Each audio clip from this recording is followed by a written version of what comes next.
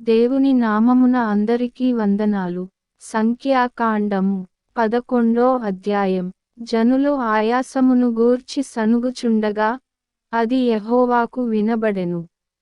యెహోవా దాని వినినప్పుడు ఆయన కోపము రగులుకొనెను. యెహోవా అగ్ని వారిలో రగులుకొని ఆ పాళెములోనొక కొనను దహింపసాగెను. జనులు మోషేకు మొర్పెట్టగా మోషే యెహోవాను వేడుకొనినప్పుడు ఆ అగ్ని చల్లారెను. యెహోవా అగ్ని వారిలో రగులుకొనినందున ఆ చోటికి తబేరా అను పేరు పెట్టబడెను. వారి మధ్యనున్న మిశ్రిత జనము మాంసాపేక్ష అధికముగా కనుపరచగా ఇశ్రాయేలీయులను మరల ఏడ్చి, మాకెవరు మాంసము పెట్టెదరు? ఐగుప్తులో మేము ఉచితముగా తినిన చేపలును, కీరకాయలును, దోసకాయలును, కూరాకులును, ఉల్లిపాయలును, తెల్లగడ్డలును జ్ఞాపకమునకు వచ్చుచున్నవి. ఇప్పుడు మా ప్రాణము సొమ్మసిల్లెను. ఈ మన్నా కాక మా కన్నుల ఎదుట మరేమియూ లేదని చెప్పుకొనిరి. ఆ మన్నా కొత్తిమెర గింజల వలె ఉండెను. చూపునకు అది బోళము వలె ఉండెను. జనులు తిరుగుచు దానిని గూర్చుకొని తిరుగట విసిరి లేక రోటదంచి పెనము మీద కాల్చి రొట్టెలు చేసిరి. దాని రుచి క్రొత్త నూనె రుచివలె ఉండెను. రాత్రియందు మంచు పాళెము మీద కురిసినప్పుడు ఆ మన్నా దాని వెంటనే పడెను. జనులు తమ తమ కుటుంబములలో ఎవరి గుడారపు ద్వారమునొద్ద వారు ఏడ్వగా మోషే వినెను. యెహోవా కోపము బహుగా రగులుకొనెను. వారు ఏడ్చుట మోషే దృష్టికిని చెడ్డదిగా నుండెను. కాగా మోషే యెహోవాతో ఇట్లనెను, నీవేల నీ సేవకుని బాధించితివి. నామీద నీ కటాక్షము రానీయక ఈ జనులందరి భారమును నామీద పెట్టనేలా? నేనే ఈ సర్వజనమును గర్భమున ధరించితినా? నేనే వీరిని కంటినా? పాలిచ్చి పెంచెడు తండ్రి పసిపిల్లను మోయునట్లు నేను వీరి తండ్రులకు ప్రమాణపూర్వకముగా ఇచ్చిన దేశమునకు వీరిని నీ రొమ్మున ఎత్తుకుని పొమ్మని నాతో చెప్పుచున్నావు. ఈ సమస్త ప్రజలకు ఇచ్చుటకు మాంసము నాకెక్కడిది? వారు నన్ను చూచి ఏడ్చుచు తినుటకు మాకు మాంసమిమ్మని అడుగుచున్నారు. ఈ సమస్త ప్రజలను ఒంటిగా మోయ నావలన కాదు. అది నేను భరింపలేని భారము. నీవు నాకిట్లు చేయదలచిన ఎడల నన్ను చంపుము. నామీద నీ కటాక్షము వచ్చిన ఎడల నేను నా బాధను చూడకుండునట్లు నన్ను చంపుము.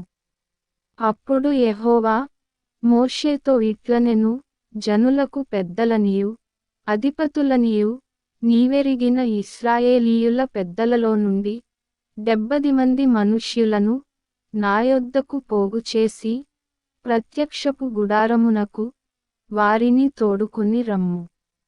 అక్కడ వారు నీతో కూడా నిలువబడవలెను. నేను దిగి అక్కడ నీతో మాటలాడెదను. మరియు నీమీద వచ్చిన ఆత్మలో పాలు వారి మీద ఉంచెదను. ఈ జనుల భారమును నీవు ఒంటిగా మోయకుండునట్లు వారు దానిలో నొక పాలు నీతో కూడా భరింపవలెను. నీవు జనులను చూచి ఇట్లనుము, మిమ్మును మీరు రేపటికి పరిశుద్ధపరచు కొనుడి. మీరు మాంసము తిందురు. యెహోవా వినునట్లు ఏడ్చి, మాకు ఎవరు మాంసము పెట్టుదురు? ఐగుప్తులో మాకు బాగుగానే జరిగినదని మీరు చెప్పుకొంటిరి గనుక యెహోవా మీకు మాంసమిచ్చును, మీరు తిందురు. 1 దినము కాదు, 2 దినములు కాదు, 5 దినములు కాదు, 10 దినములు కాదు, 20 దినములు కాదు. 1 నెల దినముల వరకు, అనగా అది మీ నాసికారంధ్రములలో నుండి వచ్చి మీకు అసహ్యము పుట్టువరకు దానిని తిందురు. ఏలయనగా మీరు మీ మధ్యనున్న యెహోవాను నిర్లక్ష్యము చేసి ఆయన సన్నిధిని ఏడ్చి ఐగుప్తులో నుండి ఎందుకు వచ్చితిమనుకొంటిరి? అందుకు మోషే, నేను ఈ జనుల మధ్య ఉన్నాను. వారు 6 లక్షల పాదచారులు. వారు నెలదినములు తినుటకు వారికి మాంసమిచ్చెదనని చెప్పితివి. వారు తృప్తిగా తినునట్లు వారి నిమిత్తము గొర్రెలను, పశువులను చంపవలెనా? వారు తృప్తిగా తినునట్లు సముద్రపు చేపలన్నీయు వారి నిమిత్తము కూర్చవలెనా అనెను. అందుకు యెహోవా మోషేతో ఇట్లనెను, యెహోవా బాహుబలము తక్కువైనదా? నా మాట నీ ఎడల నెరవేరునో లేదో ఇప్పుడు చూచెదవు. మోషే బయటికి వచ్చి యెహోవా మాటలను జనులతో చెప్పి, జనుల పెద్దలలో నుండి 70 మంది మనుష్యులను పోగుచేసి గుడారము చుట్టూ వారిని నిలువబెట్టగా, యెహోవా మేఘములో దిగి అతనితో మాటలాడి, అతని మీద వచ్చిన ఆత్మలో పాలు ఆ 70 మంది పెద్దల మీద ఉంచెను. కావున ఆ ఆత్మ వారి మీద నిలిచినప్పుడు వారు ప్రవచించిరి గాని మరల ప్రవచింపలేదు. ఆ మనుష్యులలో నిద్దరు పాళెములో నిలిచియుండిరి. వారిలో ఒకని పేరు ఎల్దాదు, రెండవ వాని పేరు మేదాదు. వారి మీదను ఆత్మ నిలిచియుండెను. వారు వ్రాయబడిన వారిలోను ఉండియు వారు గుడారమునకు వెళ్ళక తమ పాళెములోనే ప్రవచించిరి. అప్పుడు ఒక యౌవనుడు మోషే యొద్దకు పరుగెత్తి వచ్చి, ఎల్దాదు మేదాదులు పాళెములో ప్రవచించుచున్నారని చెప్పగా, మోషే ఏర్పరచుకొనిన వారిలో నూను కుమారుడును మోషేకు పరిచారకుడునైన యెహోషువ, మోషే, నా ప్రభువా, వారిని నిషేధింపుమని చెప్పెను. అందుకు మోషే, నా నిమిత్తము నీకు రోషము వచ్చెనా?